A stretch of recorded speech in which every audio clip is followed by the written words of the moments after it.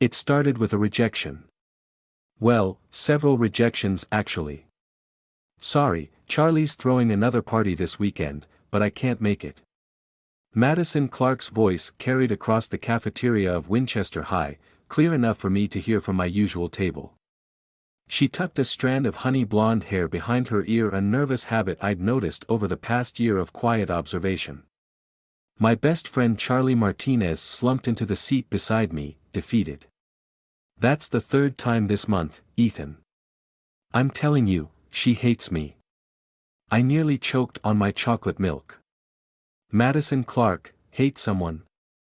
The girl who volunteered at the animal shelter every weekend and tutored freshmen in calculus for free. The same Madison who'd once spent an entire lunch period helping a lost freshman find his classes. She doesn't hate you, I said, trying to sound convincing. She's probably just busy. With what? She used to come to all our parties last semester. Now suddenly she's got something else going on every single weekend. He stabbed at his cafeteria pizza mournfully. Ever since you two got paired up for that chemistry project, she's been acting weird. I felt my face heat up at the mention of our chemistry partnership. For 6 weeks, Madison and I had spent every Wednesday afternoon in the school library, studying molecular bonds while I tried not to get lost in her green eyes or the way she scrunched her nose when concentrating. Maybe she just doesn't like parties anymore, I offered. Or maybe, Charlie's sister Sophia dropped into the seat across from us, her dark curls bouncing, she doesn't like watching you flirt with every girl except the one you actually like. I don't, Charlie started. Please. Sophia rolled her eyes. You've been crushing on Madison since freshman year. Everyone knows it. Well, everyone except Madison, apparently. I shifted uncomfortably in my seat. Sophia didn't know how wrong she was. Charlie hadn't been pining after Madison for 3 years I had. But how could I tell my best friend that I'd fallen for the girl he thought he was in love with? Whatever, Charlie sighed. I just wish she'd give me a straight answer instead of these weird excuses. Last week it was helping her grandmother with gardening. The week before that, she had to organize her sock drawer. Organize her sock drawer? Sophia snorted. Okay, that is weird. Even for Madison. I glanced across the cafeteria again. Madison was sitting with her best friend Ashley Thompson, their heads bent together over something on Madison's phone. As if sensing my gaze, she looked up. Our eyes met for a brief moment before she quickly looked away, her cheeks turning pink. That had been happening a lot lately. The quick glances, the blushing, the way she seemed to be avoiding not just Charlie's parties, but any situation where we might all be together. After our chemistry project ended, I'd barely seen her outside of class. Earth to Ethan. Sophia waved her hand in front of my face. Are you coming to Charlie's party this weekend, or are you going to organize your sock drawer too? Yeah, of course I'm coming. I tore my eyes away from Madison's table. It's not like I have anything better to do. That's the spirit, Charlie said sarcastically. Nothing better to do than hang out with your best friend on your birthday weekend. I froze. What? Your birthday? Saturday? The big 1/8? Charlie stared at me. Don't tell me you forgot your own birthday. I hadn't forgotten. I'd just been trying not to think about it. My first birthday since Mom moved out, since the divorce was finalized. Dad had been working double shifts at the hospital, barely home enough to remember what day it was, let alone plan any celebrations. Right, I managed. Yeah, no, I remember. Sophia's expression softened. We could do something special. Make it a birthday party instead of just another hangout. No, I said quickly. Really, just a normal party is fine. I don't want to make a big deal out of it. As my friends started debating party plans anyway, I noticed Madison getting up from her table. She gathered her books, said something to Ashley that made them both laugh, and headed for the exit. But instead of taking her usual route, she walked past our table. "Hey, Ethan." Her voice was soft, tentative. "Could you help me with something after school?" "In the library?" Charlie's fork clattered against his tray. Sophia kicked him under the table. "Sure," I heard myself say. "What do you need?" "Just, chemistry stuff. If you're not busy." "He's not busy," Sophia answered for me, grinning. "He's never busy when it comes to chemistry." Madison smiled that bright, genuine smile that had first made my heart skip beats in freshman biology. "Great. I'll see you at 3. I nodded, not trusting myself to speak again. As she walked away, Charlie groaned. "Seriously? Now she's asking you for help instead of coming to my party?" "It's just chemistry," I said, but the words felt hollow. Because the truth was, nothing about Madison Clark had ever been just anything. Sophia was watching me with a knowing look. "You know what I think? I think there's some chemistry happening here that has nothing to do with molecules." If only she knew how right she was. And how complicated it was about to become. The school library at 3 o'clock was like a different universe, quiet, bathed in golden afternoon light, and completely empty except for Mrs. Wilson, the elderly librarian who was more interested in her romance novels than monitoring students. I found Madison in our old spot, the corner table where we'd spent those 6 wonderful weeks studying chemistry. She had her laptop open, but quickly closed it when she saw me approaching. "Thanks for coming," she said, moving her backpack so I could sit. "I know it was kind of a weird request." "No problem." I tried to sound casual, like my heart wasn't doing gymnastics. "What do you need help with?" "Actually." She bit her lip, another nervous habit I'd memorized. "I don't really need help with chemistry." My pulse quickened. Oh. I wanted to apologize for being so distant lately. After our project ended. "You don't have to." "Yes, I do." She fiddled with her silver bracelet, the one she'd worn every day since her grandmother gave it to her last Christmas. I remembered her telling me about it during one of our study sessions. "The thing is, Ethan, Madison." Ashley's voice cut through the library silence like a knife. She appeared between the bookshelves, slightly out of breath. "Emergency. That thing we were planning. Minor crisis." Madison's eyes widened. "What happened?" "Charlie's mom just called my mom about using their backyard for." Ashley stopped abruptly, noticing me. "Oh. Hi, Ethan." "Hi," I said slowly, looking between them. "What's going on?" "Nothing," they said in unison, which wasn't suspicious at all. Madison started gathering her things. "I'm so sorry, Ethan. I have to deal with this. But can we talk later?" Before I could answer, Ashley was practically dragging her away. At the library door, Madison turned back. "Oh, and Ethan? Please don't tell Charlie I was here." I watched them disappear, more confused than ever. What was Madison planning that involved Charlie's backyard? And why all the secrecy? My phone buzzed, speaking of Charlie. "Dude," his text read. "Mom's acting weird. Says we can't use the backyard this weekend. Parties moved to Tyler's house." Another buzz, also, "Did Madison show up for your chemistry thing?" I stared at the phone, pieces of a puzzle I couldn't quite solve floating around my brain. Something was definitely going on, but what? "She had to leave early," I typed back. "Emergency with Ashley." "Of course she did," came the reply. "Hey, at least you'll be at the party Saturday, right? Don't leave me hanging on your birthday." Guilt twisted in my stomach. Charlie had been my best friend since 7th grade, when he defended me from bullies making fun of my second-hand clothes. He'd been there through my parents' divorce, through every bad day and good one.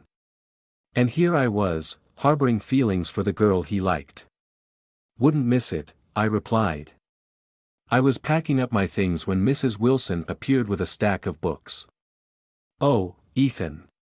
Good timing. Could you help me put these on the top shelf? My arthritis is acting up." As I reached up to shelve the books, a piece of paper fluttered out.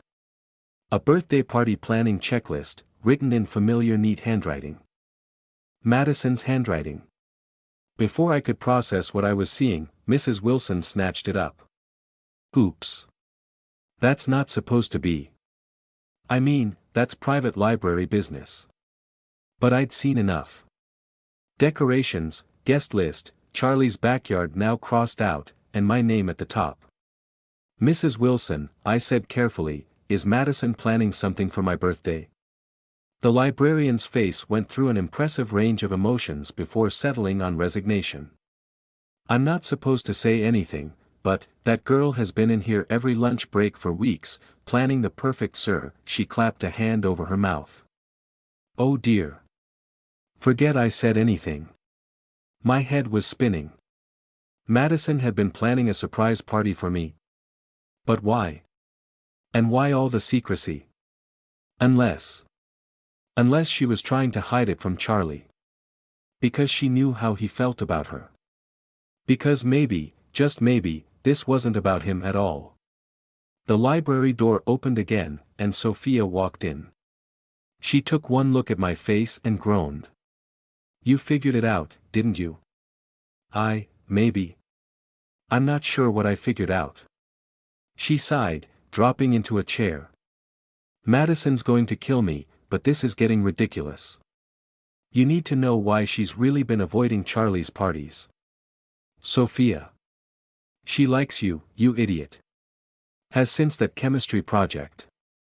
But she thinks you and Charlie have some weird brothers before romance pact, so she's been trying to plan this amazing surprise party for you without him finding out she's behind it." The world tilted slightly on its axis. "But Charlie likes her," I said weakly. Sophia rolled her eyes.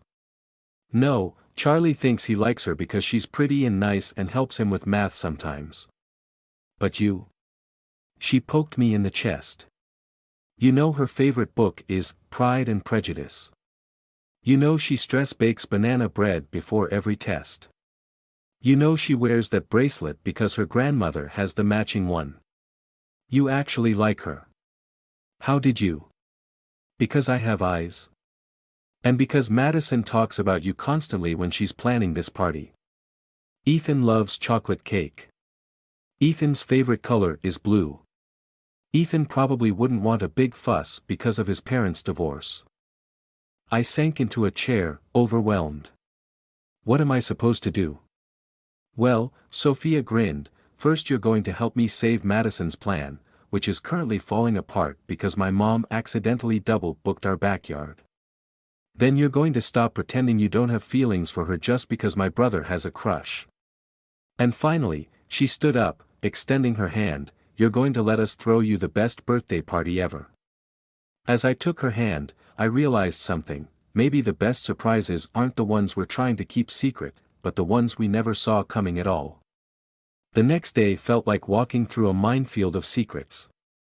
So, Charlie slid into his usual seat in AP History. Tyler's house is set for Saturday. His parents are even letting us use the pool. I nodded, trying to ignore the way Madison tensed up 2 rows ahead. She was pretending to read, but I noticed she hadn't turned a page in 5 minutes. "And," Charlie continued, lowering his voice, "I invited Madison again. Through Ashley this time. Maybe she'll actually show up if she doesn't have to reject me directly." My stomach twisted. Across the room, Sophia caught my eye and made a frantic slashing motion across her throat. Right. Operation Save the Surprise was in full effect. The plan, as Sophia had laid it out in the library yesterday, was simple: find a new venue, keep Charlie distracted, and make sure Madison's weeks of planning didn't go to waste.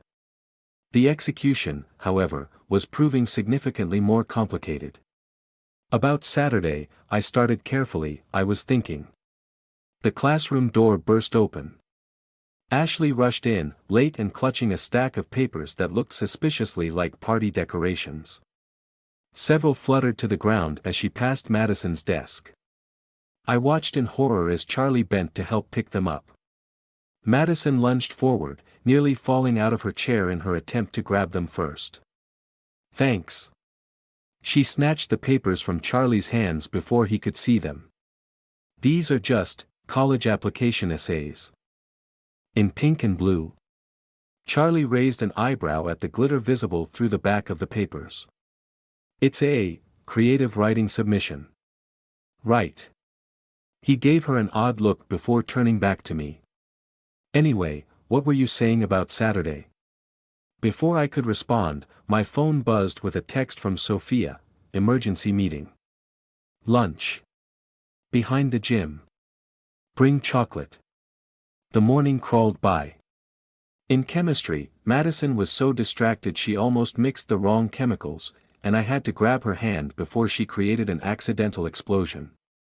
The brief contact sent electricity up my arm, and for a moment, we just stood there, my hand over hers, the entire lab pretending not to stare.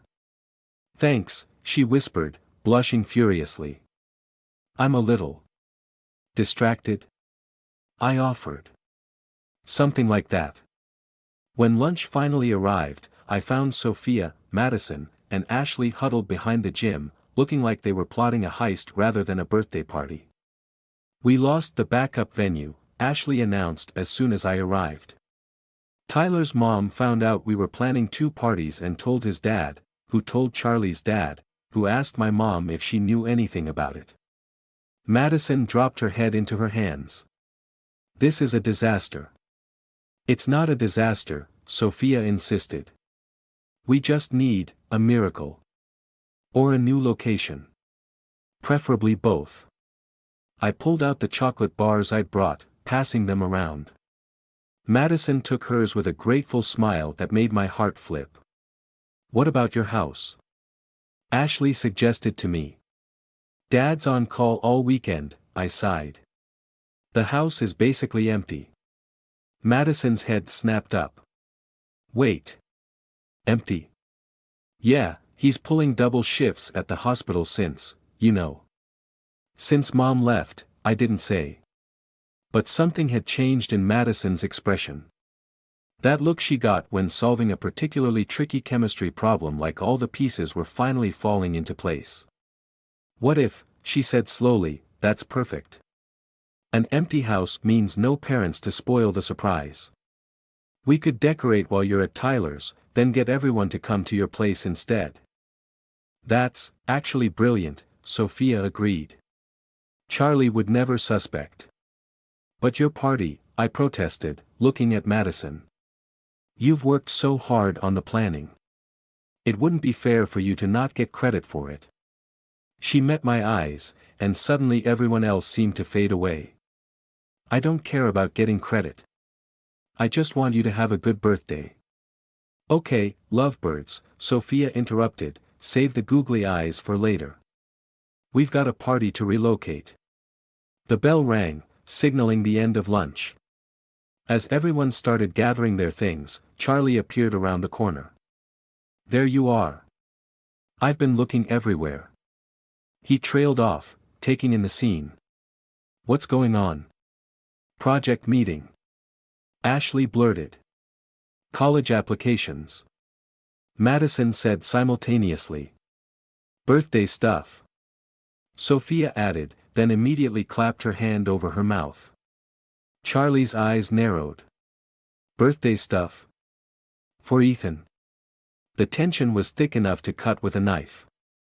I looked at Madison, who looked panicked, then at Sophia, who was making increasingly elaborate hand gestures behind her brother's back. "Actually," I heard myself say, "I need to tell you something."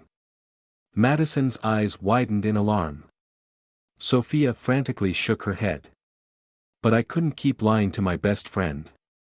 He deserved the truth about everything. "Charlie," I started, "the reason Madison's been avoiding your parties is because she's helping me plan something for Ethan," Ashley jumped in. "It was supposed to be a surprise, but I wanted to do something nice for him, with everything going on with his parents. Madison's just been helping me. Charlie blinked. Oh. He looked between Madison and me, something unreadable crossing his face. That's really nice of you both. The warning bell rang, saving us from further explanation. As everyone hurried off to class, Charlie caught my arm. Ethan. Can we talk? After school? I nodded, my stomach in knots. Because in that moment, looking at my best friend's face, I realized something. He knew. Maybe not everything, but enough. And suddenly, I wasn't sure which would be worse, keeping secrets from Charlie, or telling him the truth about how I felt about Madison Clark. As I watched Madison disappear down the hallway with Sophia and Ashley, still clutching her chocolate bar, I wondered if any surprise party was worth potentially losing my best friend. But then I remembered the way she'd looked at me in the lab, the way she'd been secretly planning for weeks just to make my birthday special, and I knew, some things were worth the risk. I just hoped Charlie would understand. Charlie was waiting by my locker after the final bell, absently spinning a basketball on his finger, a nervous habit from his days as team captain before he quit to focus on college applications. Bleachers, he suggested. Our spot since middle school, where we discussed everything from first crushes to family problems. The afternoon was turning golden, casting long shadows across the empty football field as we climbed to our usual seats. For a while, we just sat there, the silence heavy with unspoken words. Remember in 8th grade, Charlie finally said, when we made that pact about always being honest with each other? I winced. Charlie. Because I've been thinking about that a lot lately. About honesty. And about how sometimes we lie to protect people we care about, but maybe we end up hurting them more. He wasn't looking at me, instead watching the sunset paint the sky in shades of pink and orange. You like her, don't you? He said it softly, without accusation. Madison. Not just like. Really like her. My heart hammered against my ribs. How did you? Dude, I'm not blind. I see how you look at her in chemistry. How you always know exactly what she needs before she asks for it. How you've memorized her coffee order even though you've never gotten coffee together.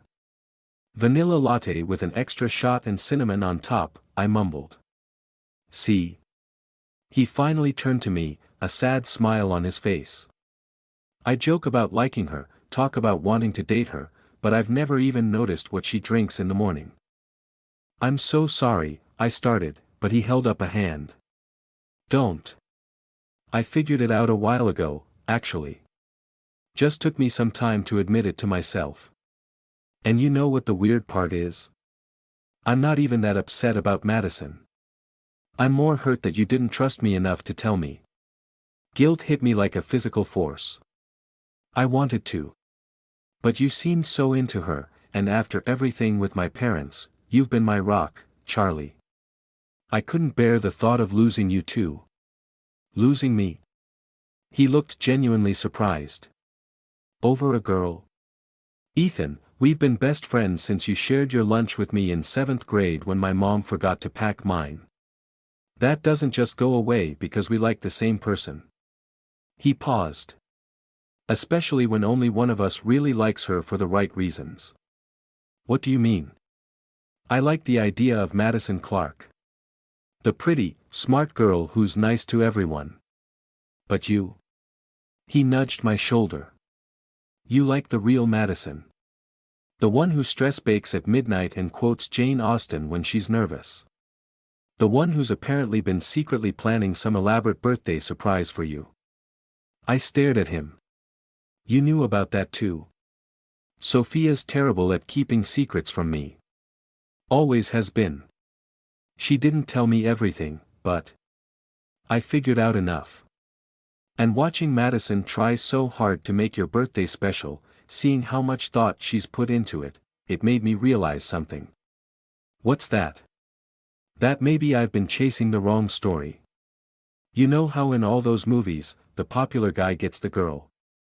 I think I got caught up in that idea. But the real story? It's been you and Madison all along.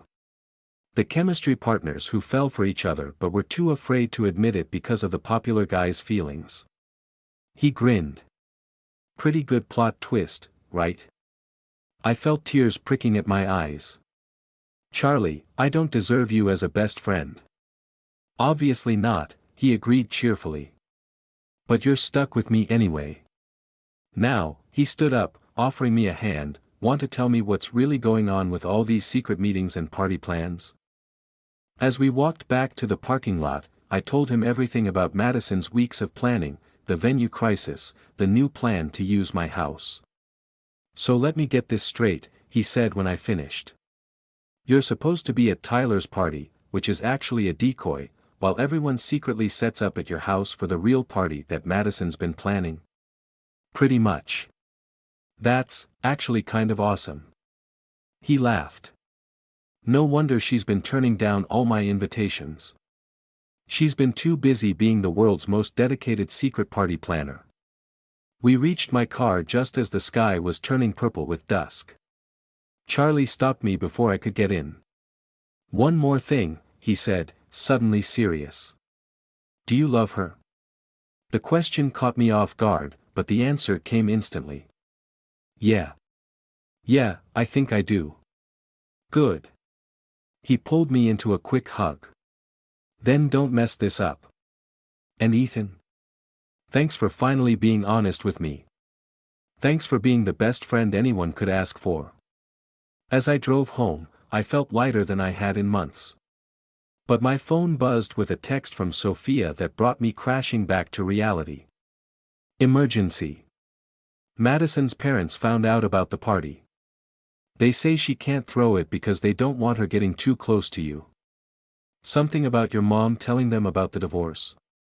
Call me.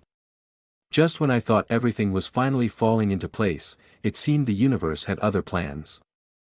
And my birthday was less than 48 hours away. The morning of my 18th birthday dawned crisp and clear, but I woke up to chaos. Her parents are being completely unreasonable, Sophia's voice crackled through my phone. They think because of your family situation, you're not stable enough for Madison to be involved with. I sat on my bed, still in pajamas, feeling like I'd been punched in the gut. Because my parents got divorced. Apparently your mom's been talking to Madison's mom at their book club. Sharing concerns about how you're handling everything. Of course. Mom always did love her book club gossip. But, Sophia continued, her voice brightening, Madison's not giving up. She's been arguing with them all morning. And Charlie, well, you should probably check your messages. I opened my group chat to find dozens of texts from Charlie to our entire friend group. Emergency meeting. My house. 10 a.m. Operation Save Ethan's birthday is go. What is he doing? I asked Sophia. Being the best friend ever. Just get to his house. And Ethan? Where's something nice? When I arrived at the Martinez house, it looked like half the school was crammed into Charlie's living room. Madison was there too, her eyes red but determined, standing next to a massive whiteboard that Ashley was filling with what looked like military-style planning. The birthday boy arrives. Charlie announced. Okay, everyone. Here's the situation. We have exactly 8 hours to pull off the greatest birthday party in Winchester High history. And we're doing it with or without parental approval. Charlie, I started, but he cut me off. Nope. No protests. You've spent months putting everyone else first, your parents during the divorce, me with my stupid crush, even trying to hide your feelings for Madison to protect my ego. Well, today is about you. And we're all here to make sure it's perfect. Madison stepped forward, clutching a familiar piece of paper, her original party planning checklist. My parents think they're protecting me, she said, her voice shaking slightly. They think because your family is going through changes, you're not reliable. But they don't know you like I do. They don't know how you help me through my anxiety about college applications, or how you notice when I'm having a bad day before I even say anything. They don't know. She took a deep breath. They don't know that I've been falling in love with you since you first explained molecular bonds to me using Star Wars references. The room went silent. My heart stopped, then started again double time. So here's what we're going to do, she continued, turning to the group. We're moving the party to the old treehouse in the park. Murmurs of surprise rippled through the crowd. The one we all helped rebuild for the community service project last year, she explained. It's public property, so no one can stop us. It's big enough for everyone. And she smiled at me, it's where Ethan first tutored me in chemistry. Plus, Charlie added, grinning, it's where you two first had one of your epic study sessions that were totally not dates but definitely should have been. For the next 6 hours, our friends transformed the treehouse into something magical. Sophia and Ashley strung fairy lights through the branches. The drama club kids set up a small stage for music. Charlie's mom, who was apparently Team True Love, sent over enough food to feed an army. Even Mrs. Wilson from the library showed up with books to use as decorations. But Madison's parents still wouldn't let her come. Go without me, she texted. I'll find a way to sneak out later. At sunset, Charlie blindfolded me and led me to the park. When the blindfold came off, I gasped. The treehouse glowed like a constellation come to earth, lights twinkling through the leaves.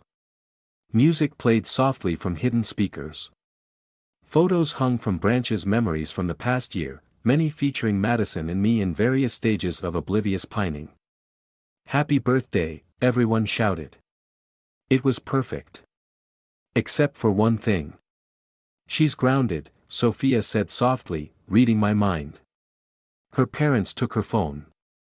But then Charlie started grinning, that troublemaker grin I knew so well. Actually.